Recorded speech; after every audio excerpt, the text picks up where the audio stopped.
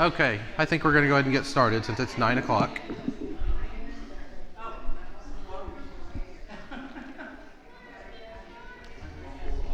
Yeah. Do you want to be in charge of helping me get this to everybody? Yes, let's give it to her because she's gonna take it because I'm gonna do it right. Good job. All right, let's go ahead and get started since we are at 9 o'clock. I want to make sure we have plenty of time to get through everything we can this morning. I have also, Violet told me, been geeking out on this. I have also been geeking out on this week, reading this. And I wish I could have afforded her book because I didn't get to do as deep dive as I wanted. yeah, I grabbed it I rented it from the Phillips Library, so it'll be out there. What was that? From Phillips, from the library. So that's where I got it from. And you can get a community borrower's pass out there. So I'll return it next week after I'm done. Okay, Doc, welcome. Good morning, I should say, before I jump right in. Morning. Good morning. I am really glad to be here to be doing this today. I've been in VBS all week with 90 kids at Fellowship Lutheran. Yeah, it's been a long week. I'm tired. So I put this together last night because that's when my brain was finally cleared enough to do this after being with kids. They made wind chimes out of them. Yeah, so we strung string through, I shouldn't say I didn't do it. They strung string through them and hung bells and stuff. So thank you for everybody who donated pill bottles. We didn't use everything we had, which is good. Uh-huh. Do you still need pill bottles? Are you all going to use them somewhere here at our church? Because we still have some, we just... There's a potential, probably not till next summer, but yeah, save them. Yeah, it was 90 kids. It was us, so Fellowship Lutheran hosted, and then us, St. Dunstan's, Comunidad, and House Church were all together. And most of the kids were from Grissom Elementary in that neighborhood. So it was a lot of fun. I was in charge of the food, so I spent the week in the kitchen, which was nice. I didn't have to wrangle kids. It's the preferred way. So Ecclesiastes. My goal today is to build on what Dr. Wolf talked about last week and to really let her words do a lot of the talking today. So a lot of what I have in my slide deck this morning are quotes from her book, which she talked about a little bit last week. So this week, we're going to do the first half of Ecclesiastes, 1:1 through 7:14. Next week, we'll do 7:15 through 12:14, the back end of the book. But the place I want to start is the question that Dr. Wolf left you with last week and asked you to be thinking about as you were reading.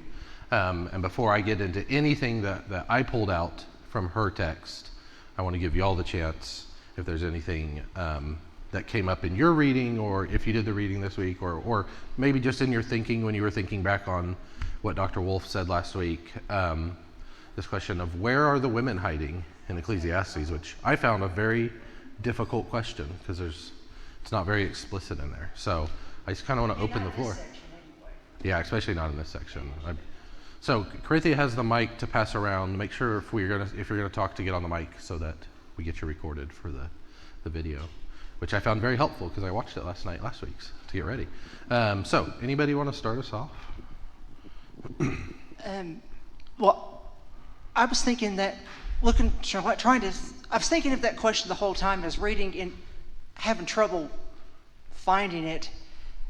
I was just seeing more commentary about people in general, and some really interesting comments, like in what chapter I marked it. And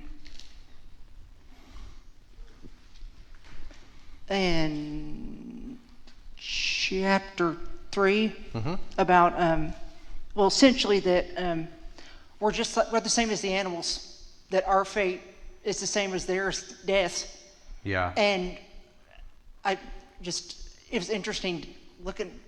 We think that we're separate, that we've got dominion over the animals, but in reality we're just another species of nature. Yeah. And the same thing's going to happen to us as happens to them. Yeah, yeah. Um, Enough with the ads.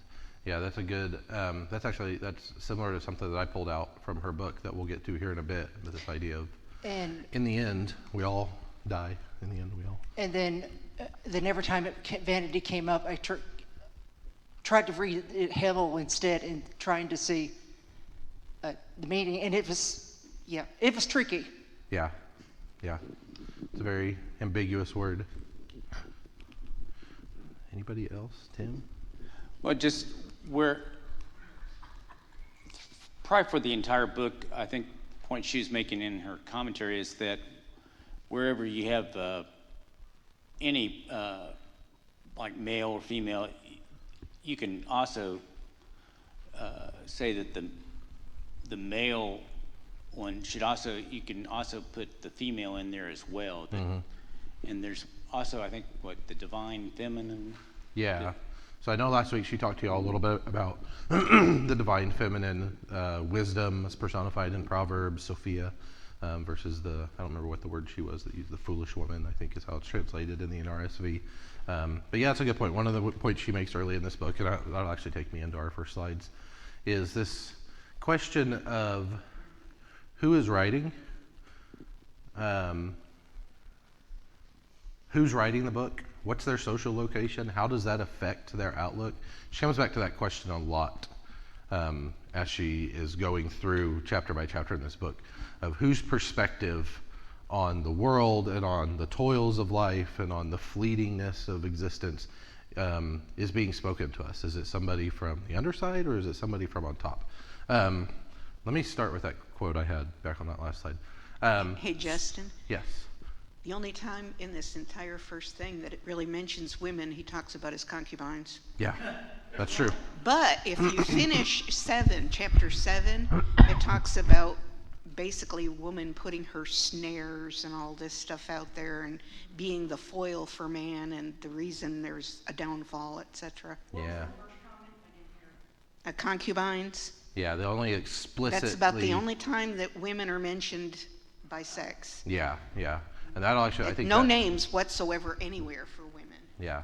Yeah, that's the one I remember. The second one you mentioned, it was about the women. Like it said, it found one man, but no woman or whatever. It was something that felt derogatory. Solomon wrote it, supposedly. I don't think Solomon wrote it personally. I think the dating on it is probably too late. Dr. Wolf says in here she estimates dating at 250 BC, which is about 500 years after we estimate Solomon would have lived. So I think somebody cruising on the coattails of Solomon's fame here in this book. Council of Nicaea trying to figure out, okay, we're going to leave this in. No. Right? Glad they had to make that decision and not me. I would think it's fair to say that Solomon he planted the seed and he started the whole wisdom tradition and probably borrowed a lot from Egyptian tradition and so yeah, I think it started and maybe is gradual, and I think that and I think that's what Dr. Wolf is saying is that the writer probably was a wisdom teacher. So I think most of this, if you think of this, these are for the ruling class, particularly, the royalty. So this is what they were schooled in. Yeah. So, and it wouldn't have been isolated to just Israel. It would have been Egyptian and Greek and all of those traditions that kind of come together. Yeah, especially at that late of a date in 250 BC, 250 years before Christ. I mean, that's a point at which Israel has not only been conquered and sent to Babylon, but has come back. And that's a point at which Alexander the Great has already conquered most of the known world and has infused Greek thought and the Greek language into this part of the world. 250 BC, at that point, I think Israel would have been under the thumb of like the Assyrian Empire. So a lot of different influences on them. And I think what Tim said gets to the point of who wrote this book, whose perspective are we getting here? Somebody literate, somebody well educated, which means somebody probably with some some sense of wealth, somebody who's probably a male and not a woman. And so then the only mention, like Sally said, that we get of women early in this book is of concubines. So that kind of gives you an idea of who is going to have concubines. Well, a king or somebody in those lines. Violet, did you have something to add? Don't want to hog the time, but No, go for it. I just remembered there's something else sneaking in my mind I picked up. Besides the theme of vanity or the nothingness, there was a big thread of toil to the whole thing. Yeah, And I thought, well, men do some work, but to the whole thousands of years, it's the women been holding up the household. yeah, And that's actually harder work than a lot of what the men do. yeah, for sure. And and it's essentially said that all the toil is just meaningless. Yeah. It's just nothing, and it's Yeah, almost, in some ways, it could be considered misogynistic. Yeah. Like what the women do is, And that's kind of one of the points she makes in the book as well, is this value of work and what value we put on what the teacher calls toil. The teacher says it's all meaningless. We'll throw it all away. And Dr. Wolf asks in the book, well, says who? Who says my work, the work of women, raising children and keeping the household and the things they would have done in that time. Who says that? Why do you get to say that that's meaningless? That's calling people's lives meaningless in a lot of ways. I'm glad you picked up on what's that. the Hebrew word for toil in this context? Do you know? I don't remember it off the top of my head. I'm sure that she probably names it in here. Because I'm wondering what they can translate to besides toil. Yeah, I'd have to see if I could find it in here. It would take me a minute, but Okay, it's no biggie. I'm just curious. yeah, and I may come to that. Well, yeah, I can Google it. We could Google it. I don't have my phone over here. It's okay. We could go So on. if I come across it when we're going through here, I'll say, because I'm pretty sure she gives the word for it, but I don't remember it off the top of my head. So anybody else that wants to add anything before we jump into my slides? Let's get you on, Mike. So I'm just curious as to where are the women hiding? If you read the scriptures, they're never there. Yeah, And so it's just when the day it was written, women were subpar animals, of course, at that time. yeah. So, because I saw no indications of women, and it almost sounded like, I wonder if Trump wrote this. It reads like a very privileged Yeah, man. a very privileged man. So Who- then my biggest question to me when I was reading was, how did this get in the Bible and why? Yeah. What, who decided what? I don't know the history of that. Is there? Yeah, I know that it was a disputed text for a long time. Was it? Yeah. Yeah. So, I mean, this was part of that. I think Dr. Wolf talked about this last week, that Jewish wisdom tradition. That is part of that. There are several books in the. I feel like I just lost my mic. So it is probably a collective decision. But yeah, I mean, it's a controversial inclusion, I think, for a lot of people. And I think for early Christians, when there was debate over whether or not to include what we call the Old Testament text in the Christian canon, this is one of those ones that came up for a lot of debate of whether or not to include it in there. But a lot of that was, so you almost want to think of, there's the Hebrew canon and then there's the Christian canon. Yeah, So, see, wasn't it first was the first 5 books, the Pentateuch, Torah, and then came for the Hebrews, then the prophets, and then last of all was really the wisdom literature, Yeah. which I think that might have been as late as maybe, 200? yeah, CE. really late, leading up, to the events of Jesus' life.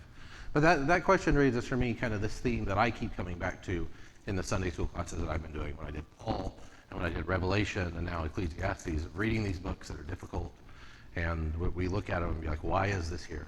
And trying to find some value in them, trying to find some reason. Like, it's important to me that this has been handed down through the tradition for 2,000 years, that people before us thought this was important to give to us today. And so understanding why that is, and then finding how we can then use these tools, these texts that were given to us in our context in ways that the author or the compilers of the canon never envisioned these texts being used. But that's our right to do so, is to read them in this way. Yeah, Fred. Wait for the mic. The only thing that I got out of this was don't be this guy. Yeah, don't be this guy. Yeah. Because he is bitter, He's not very appealing. and you know, he's had it all and done it all, and yet he has nothing to appreciate. Yeah. He is one lost son of a gun. So I picked this. Yeah. The one positive thing, if you want to call it that I found in there was that if you do all this toil and labor and it's all vanity, it's all useless, but you do it with happiness and, you know, you're fine with what you're doing, then it's okay. Yeah. It's like you have to make your own happiness out of what your life is like. Yeah. Again, that question of the life's toils, like who gets to decide that stuff is meaningless or not worth doing, not worth living? You know, that's for each of us to decide, not for whoever this guy is. The first part that she said we should look at, to me seems like, poor me, I'm a victim. And the tone changes after that, but it's somebody that has, like you say, wealth, servants, concubines, property, and it kind of sounds like our president. Always mad about something. On the other hand, you know, if I thought it was written by a woman, or I knew that it was written by a woman, I would think of all of this moaning and groaning differently. Yeah. As someone who was not empowered, but this person seems to have some privileges that are not being appreciated. Yeah. And that's a good point. I mean, depending on who is doing this kind of agonizing over life, you know, a person that's not privileged, not at the center of power, that kind of agonizing has a little more meaning and a little more power to it. And I think that's one of the things that I got, you know, in reading Ecclesiastes again and in reading Dr. Wolf's book. She talks a little bit about in the first chapter this idea of reimagining. You know, we asked this question of who wrote this, you know, whose idea was this book, but can we reimagine, can we read it as being written, being said by somebody besides somebody in power, and what those words mean for people, maybe on the underside of history. Before I don't want to get into any of this before I give everybody a chance that wants to share. And if we spend our time sharing, that's fine with me as well. Anybody else that wants to add anything? Well, at the time period. So, dating some of this late, I think even Jesus comes out of some of the wisdom tradition, and he has some of that attitude, you know, when he referred to, you know, look at nature, you know, the flowers, they neither spindle nor toil. So there is some of that futility, and I'd say the futility of toil is like you do all this, and I also think of this parable on the bigger barn. So even if you accumulate all this stuff, you know, all of a sudden it can be taken, like here in Tornado Alley, you know, it can all be gone in a moment. So there's a sense of futility of all the work, and yet I think with Jesus, there's more kind of a serenity too. It's like, well, you can only live in the present. You can't store all these things up necessarily. So. Yeah.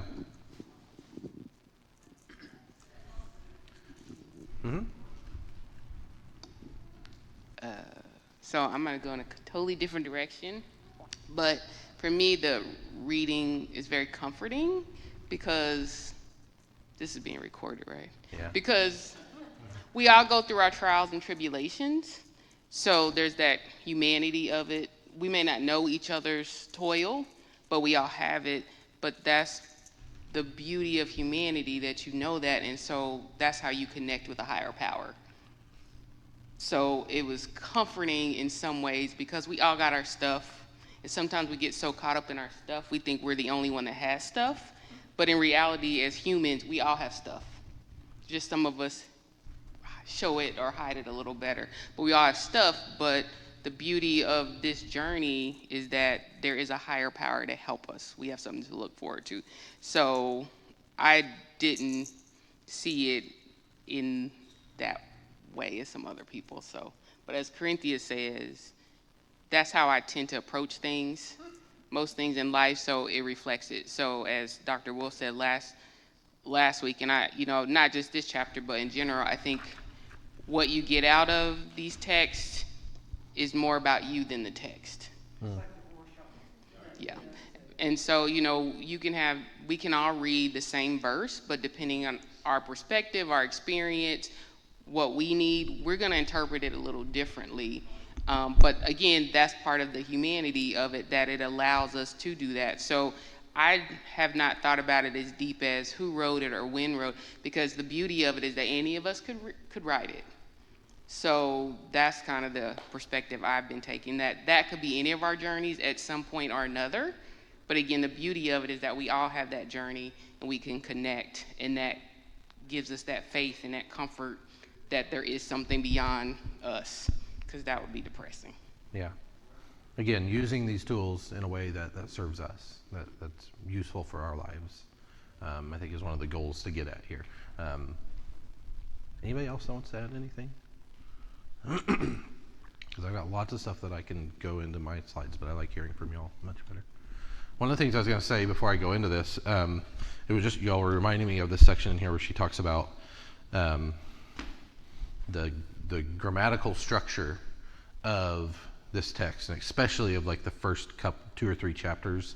Dr. Wolf talks about in here that the author uses this verb tense in Hebrew that she calls pleonastic first person, which is, as she says, Koheleth uses this form 27% of the time when using pronouns, but the rest of the Hebrew Bible, it only occurs 0.07% of the time. And what pleonastic first person is like very intense, self-reverential first person.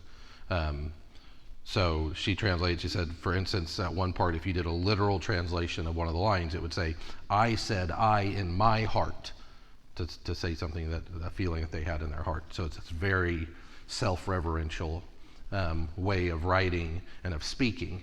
And that says something about what's going on early in the text. But that occurs much more in the first 3 chapters, and as the text goes on, and I kind of got this as I was reading, that it becomes less and less so. That it becomes a little less inwardly focused, and especially when you get into chapter 4 and 5, there start being these questions about oppression and about justice in the world. And I think then next week, as we roll into the later chapters, we get a much more positive text than we started with here this week. Anybody else that wants to add anything before we go into some of the stuff that I got from Dr. Wolf's book? Again, I'm gonna rely a lot on. I have a lot of quotes from her book over the course. I think I have like 11 slides. Just because this book is really good, and this was kind of the key. The challenge is to read this text through feminist eyes, asking how and whether the text matters or mattered for women. Again, using a book like Ecclesiastes that was not written for or by women, that was not written, that may be unappealing to us in a lot of ways. How can, for instance, women, or in the case of the Queer Bible Commentary, LGBTQ plus people, how can in liberation theology, people who are oppressed and in chains read this text?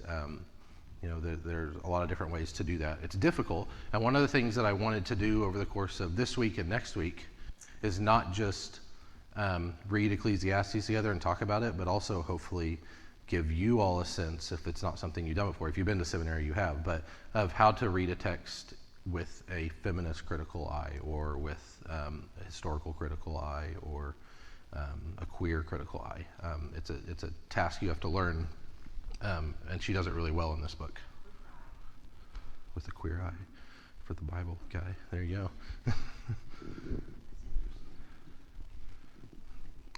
So, one of the main points she makes early on, and the question that I kept asking as I was reading this and trying to think about this through a feminist lens, is who is writing? What is their social location? How does that affect their outlook? She makes this point, I like this quote a lot. Koheleth is overburdened by what we would call first world problems. Oh my gosh, all this food and all this wine and all these concubines. Oh my gosh, it's so hard being me. Tough life for this guy. So she says, the dilemma for the feminist interpreter of Koheleth is whether the book reinforces the status quo or whether it effectively challenges the social class system through satire of it. So one of the reading strategies that she suggests early on in here is taking something like that pleonastic grammatical structure that's extremely self-reverential, almost in a comical sense, to be so inward-looking, and to read that as a satire of those in power. That what's going on here is the writer is writing, it is so focused on saying, oh my gosh, life is such a toil, it's so hard being rich and powerful, and the people reading this are in on the joke. That we're kind of making fun of those people who are in power. And that kind of overturning and that kind of muddying of the waters it's a key component of a feminist reading of any text, or of a womanist reading, or of a queer reading of a text. So, starting here early, Koheleth 1 through 18. The headings I have here are the chapter headings from her book, so she calls this Learning Koheleth's Language.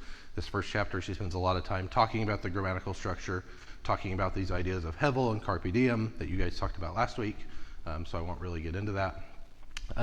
A lot of what is happening in the book is circularity and cycles. So if you think about the poem, there's a time for everything. From chapter 3, there's a lot of circularity there. Early on in the book as well. And again, the author is going through this litany of all these things in life. There's a time for living and a time for dying, and toil is nothing but terrible, and all these things. So let me go over to the text itself, actually, because I had it pulled up so we could look at it a little bit. So again, I'm using the NRSV, which translates Hevel as vanity.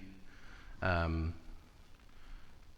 again, you get this early poem, and then this section here at the end, the futility of seeking wisdom. The teacher said, I applied my mind to seek and to search out wisdom, all that was done under heaven. It is an unhappy business that God has given to humans to be busy with. So again, this idea, like I spent all my time in philosophical reflection. Why did God afflict me with such a life of having to sit and read and think about things? Oh, woe is me. These ads drive me nuts. Go away. It's a Bible website. He said, I have acquired great wisdom, surpassing all who were once over Jerusalem before me. My mind has great experience of wisdom and knowledge. And I applied my mind to know wisdom and to know madness and to know folly, and I perceive that all of this is but chasing after wind. So, a lot of that, again, that woe is me kind of thing. But Dr. Wolf writes, notably, these wearisome cycles are not just any cycles, but those of nature. Women embody those natural cycles in gestation, birth, feeding, and cleaning their babies for about the first year of their lives, more exclusively so in biblical times. Women's typical roles as gardeners, gatherers, and food preparers underscores the linkage with creation in the poem.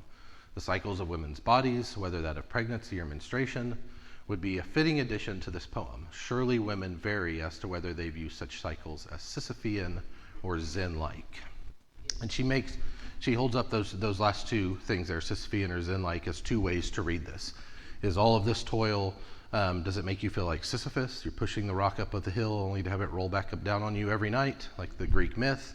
Or are these cycles of toil and of obscurity give you this Zen outlook on life, that this is, like Buddhism says, all life is suffering, and so all life is joy, that kind of thing. So the author, traditionally read here, views it like Sisyphus, that it's just this endless toil. It's terrible. The author of Koheleth? Yeah, the author of Koheleth.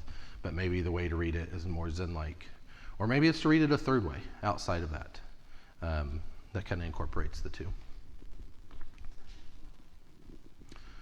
I wanted to bring this idea in too.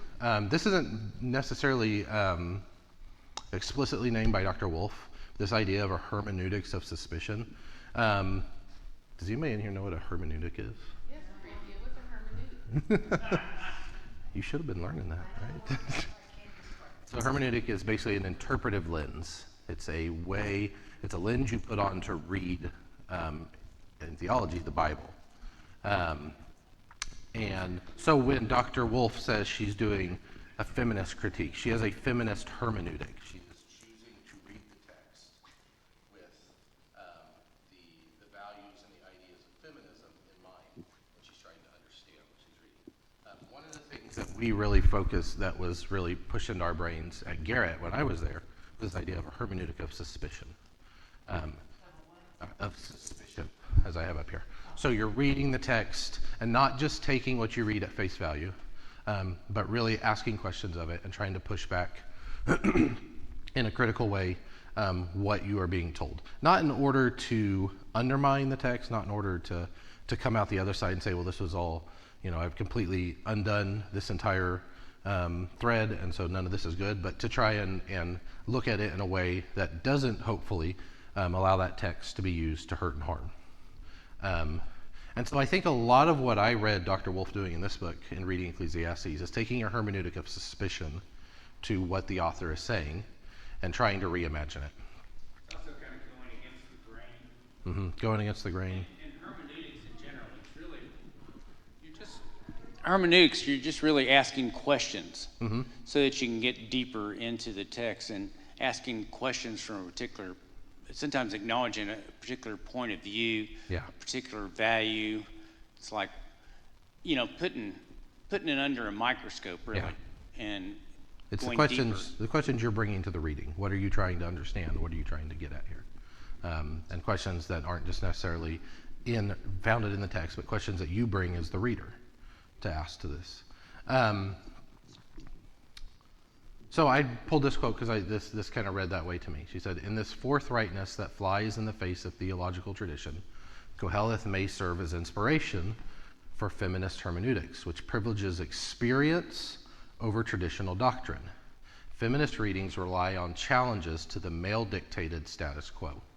While the Book of Koheleth poses much difficulty for women, it also serves as a canonized model for reading suspiciously, a central tenet of feminist hermeneutics.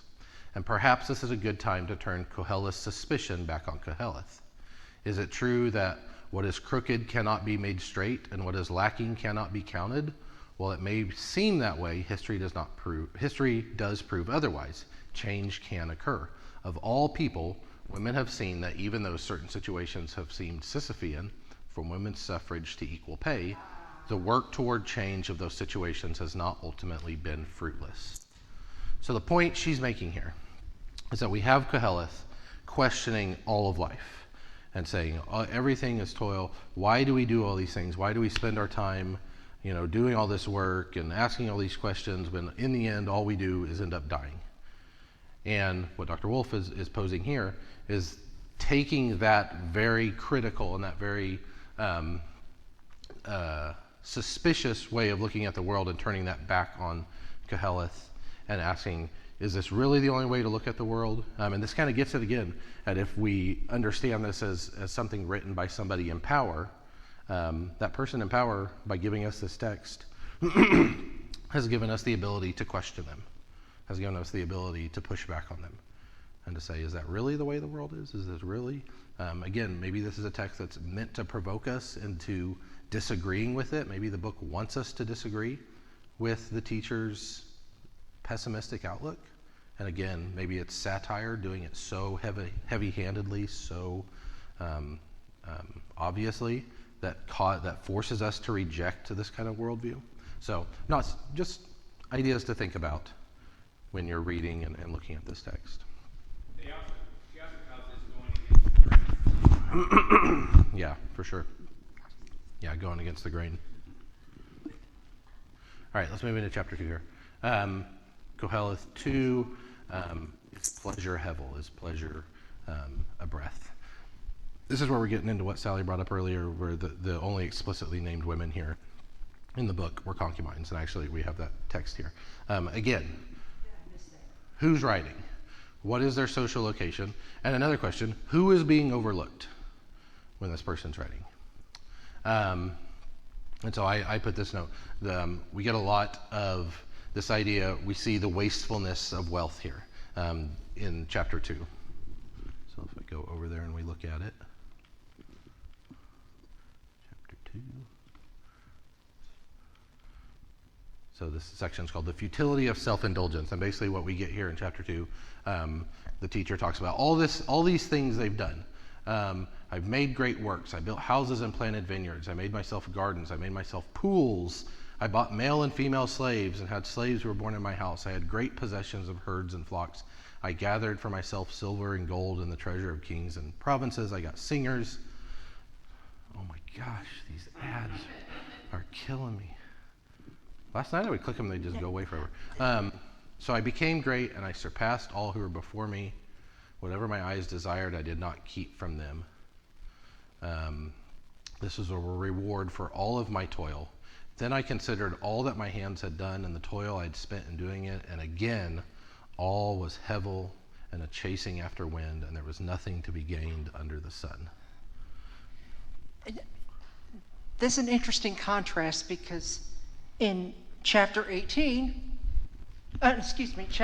5, like around verse 18, and it's talking about how it's a gift from God and how good it is to revel in the benefits of your labor and the joy of it, and that what was it?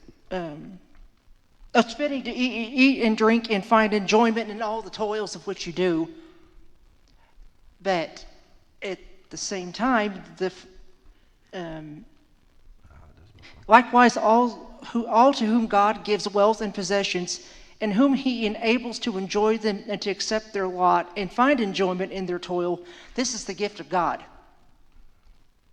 Over here, he's saying, no, that's not the case. That's nothing. It doesn't matter. Yeah. And then over there, it's totally opposite. Yeah. So Maybe some growth? Maybe some growth from chapter 2 to chapter 5 in our author here? Yeah, but almost, yeah, maybe. But I don't quite understand it's just strange. Yeah.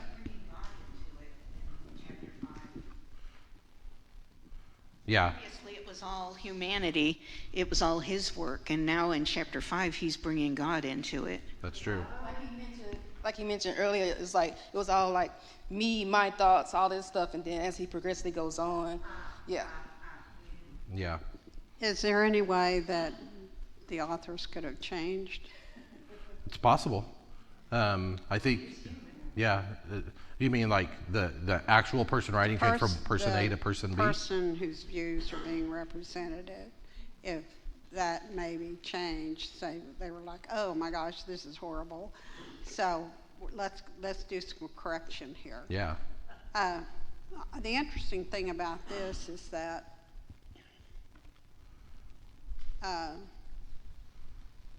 we don't usually read the Bible from the point, like book by book, by who is writing this and what is their purpose. Yet everyone who writes, if it's meant to be significant, has a purpose. Mm-hmm.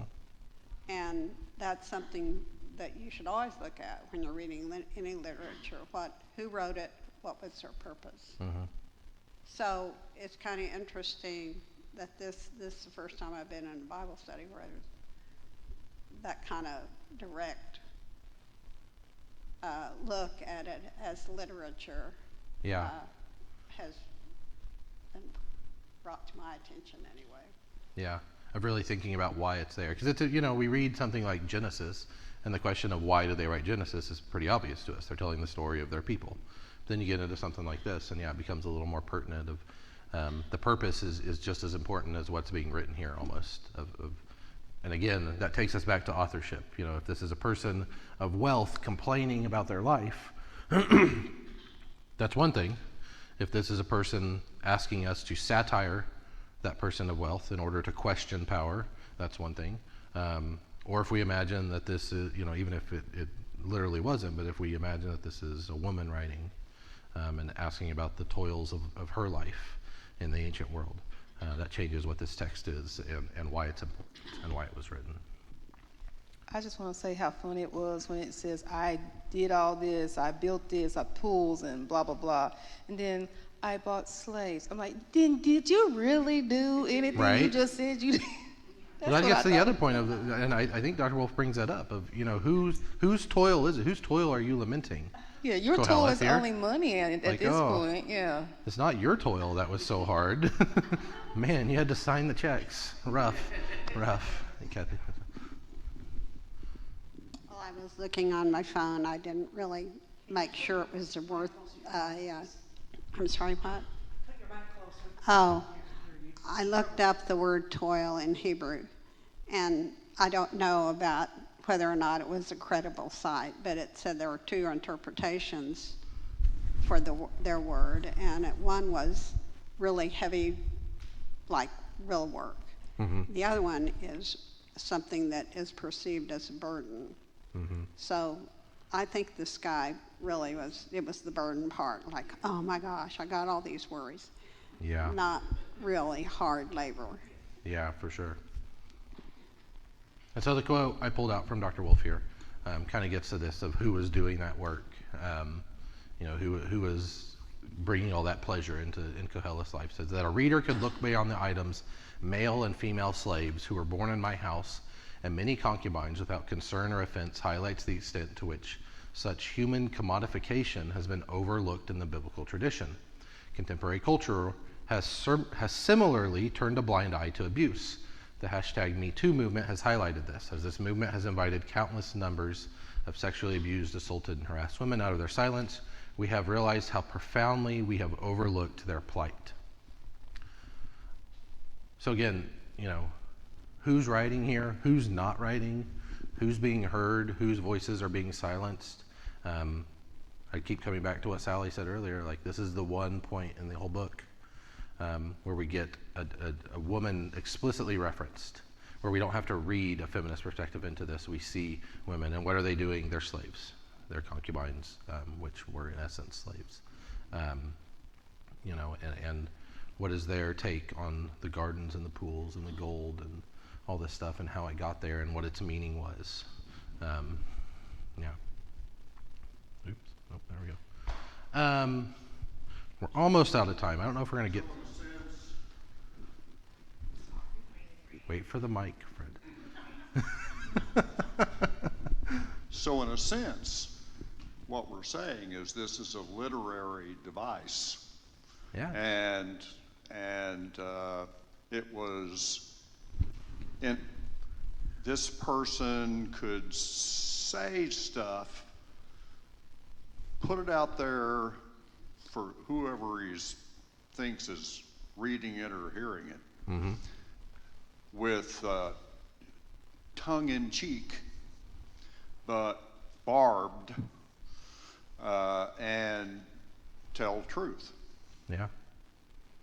Yeah. And so it looks like, no, this is what I said.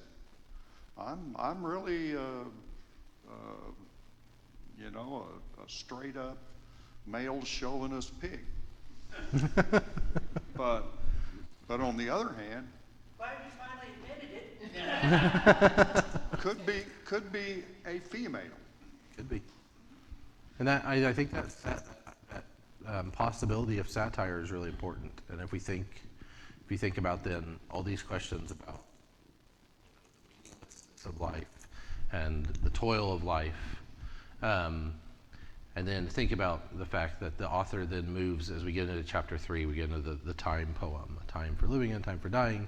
And then we move into chapters 4 and 5, where they start reflecting on, that we all die in the end. I don't remember who it was that brought it up earlier. We're like the animals die. I think it was you, Violet. The animals die and humans die.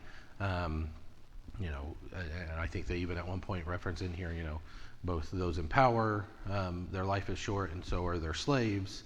And it starts raising questions about the people in power and the wealth and all the things that they hoard, and the ways that they live, and the ways they use people. And starts asking these questions. Well, why? Why are you doing those things? Why do you need so much stuff? Because in the end, you can't take it with you. You get it while you're here. As they get into chapter 5 and we start referencing what Sally brought up earlier, this idea that, this stuff isn't just from, the hard work of Koheleth, but it's given by God. God gives us all this stuff and we use it to oppress and hurt one another. What are we doing here? Why are we doing this? What is the point of all this? How can we do this better? How can we rethink the toil, the difficulties of life, the struggles of life?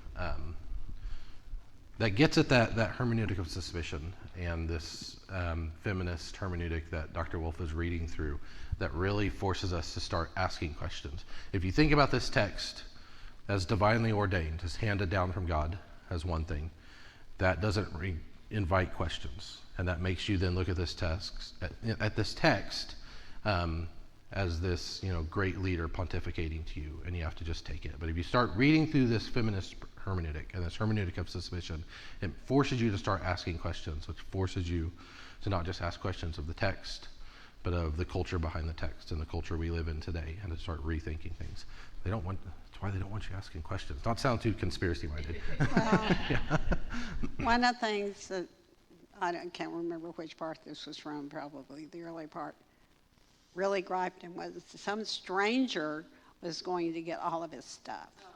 Yeah. And I thought that was really kind of amusing, because the stranger was probably offspring. Yeah, that's one translation, a stranger, but there are translations of it as well. Yeah, I think that the translation of strangers will get all this is a softening of the Hebrew text, which actually references not strangers, but my family gets this, my children get this one day. I do all this work, and who inherits it? My children. What's the point? Yeah, it's, and that's kind of the point. We work and we put together a nest egg, and we try and pass things on to our kids one day. And this it gets at that satire again, that this author is willing to even question that and say, well, what's the point of all that? It's almost too good to be true to have that in there. Before we run out of time, I did, in thinking about the question that Dr. left us with of where are the women hiding, I thought she made a really profound point of pulling this out in chapter 5. So there's this line, chapter 5, verse 4 from Ecclesiastes, when you make a vow to God, do not delay fulfilling it, for he has no pleasure in fools. Fulfill what you vow. It is better that you should not vow than that you should vow and not fulfill it.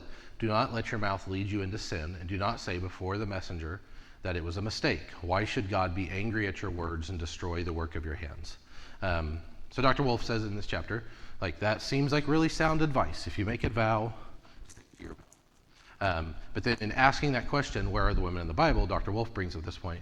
Well, that sounds like really good advice, unless you're Jephthah's daughter from Judges chapter 11. If you don't know the story of Jephthah, he was this great war leader. He went off to battle. He promised God, he made this vow to God. He said, God, if you'll deliver my enemy into my hands, that when I return home, the first living thing I see will be a sacrifice to you. He goes, he wins this great battle, he comes back, and the first thing he sees is his daughter running out of this tent to greet him on his return from battle. He keeps his vow, he sacrifices her.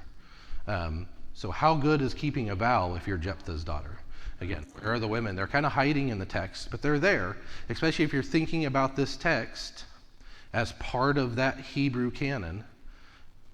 The writer of Ecclesiastes surely knew the story of the judges. That was written well before. Were they asking these questions? Again, is this satire?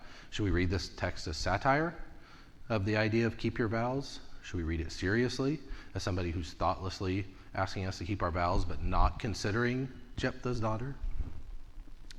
Just raises questions, a lot of questions. Tim. Well, I think the wisdom literature in general, one of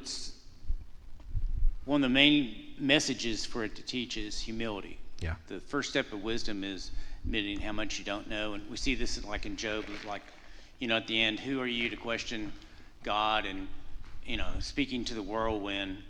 Now, I think you can also juxtapose this. So you fast forward to say, I was thinking about Paul, like in 1 Corinthians 13. So his would be like, faith, hope, love, greatest of these things is love. So love for Paul would be the meaning of life instead of just the nothingness. But it's like, I'm nothing if I don't love. Yeah. And that would be a different hermeneutic Yeah, that it we would could be. use. And to also take us to the New Testament, when I'm thinking about this story of Jephthah and vows, I'm reminded of the words of Jesus: "Let your yes be yes and your no be no." Again, this continuum from making these really intense vows of, promising God, I'll give you this sacrifice. It wasn't just Jephthah. That you see this a lot in the Old Testament of, God, if you'll deliver my enemies into me, I will do this for you and I'll give you this. And Jesus, we take that forward thousands of years to Jesus, who says, let your yes be yes and your no be no. Again, so if we view then Ecclesiastes as this stopping point along the way from Jephthah, point A, to Jesus, point B, of this evolving understanding of how we, what power our words have, what our relationship with God is like when we use those words, what those relationships with one another are like when we use our words. It's a different way to think about Ecclesiastes. I want to highlight one last thing before we run out of time. Again, I thought this was another, all the credit goes to Dr. Wolf here on highlighting this. Another good place of where are the women in the text. This is from chapter 6, where again, our author is doing kind of the same thing we've seen of laying out all these things that happen in life and reflecting on them and determining that, it's all worthless. It was all toil. Chapter 6, verse 3, I know this is small, it says, a man may father 100 children, live many years, but however many are the days of his years, if he does not enjoy life's good things or has no burial, I say that a stillborn child is better off than he. So Dr. Wolf responds and says, in all likelihood, a woman then or now would be less likely than a man to appreciate stillborn child as a metaphor for the sake of a philosophical reflection, particularly a woman who has delivered a stillborn child.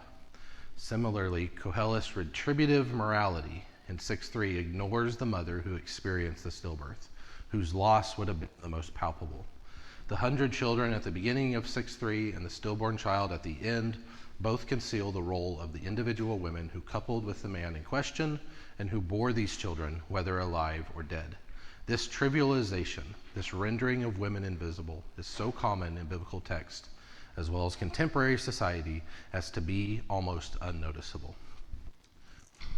This kind of gets at the last point I wanted to make, and it takes us back to this idea of this class being as much about learning how to do something like feminist interpretation as it is reading Ecclesiastes. This is grade A tier feminist interpretation.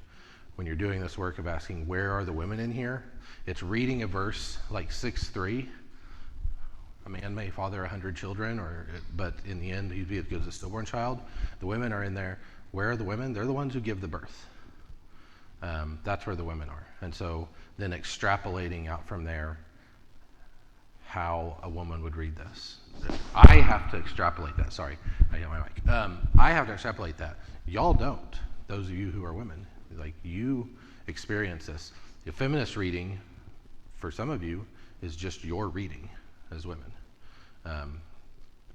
So one way to think about it. But I thought I was really, between the Jephthah reference from chapter 5 and this from chapter 6, this kind of made, as I sat down to do this and to put this class together, I was struggling. I put it off till last night, partly because I was tired from VBS, but partly because I was super intimidated to try and do this, because I'm not a feminist interpreter. It's not something I've ever done before. But, you know, this helped me kind of see, oh, that's how you do that. That's where you find those things in there. Huh? It is good to stretch yourself. I came out the other side of having finished this last night being like, oh man, I'm really glad that I did it this way, that I didn't just do a cold philosophical reading of Ecclesiastes, but that we brought Dr. Wolf in, and it's giving me a chance to think differently and giving all of us a chance to read a text like this differently. It is almost 10 o'clock. I know we've kind of been all over the place, just kind of pulled at a bunch of different threads. Next week, the second half of chapter 7 through the end of the book, so 7:15 to 12:14. I am told that it takes a more positive turn. It's not quite so bleak next week, but we'll see. Maybe we'll read it satirically, and we won't feel that way at the end. Again, be reading it with this question: where are the women hiding? Where are the women hiding in this text?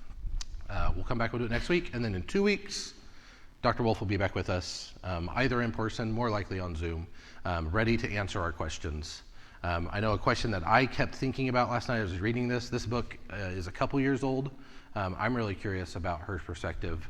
I can feel when I read this book the world being in a different place in 2018, 2019 than it is today, and what her perspective would be on the kind of ethical and moral backsliding we've done over the last 3 or 4 years. So be thinking about the questions you'll have for her.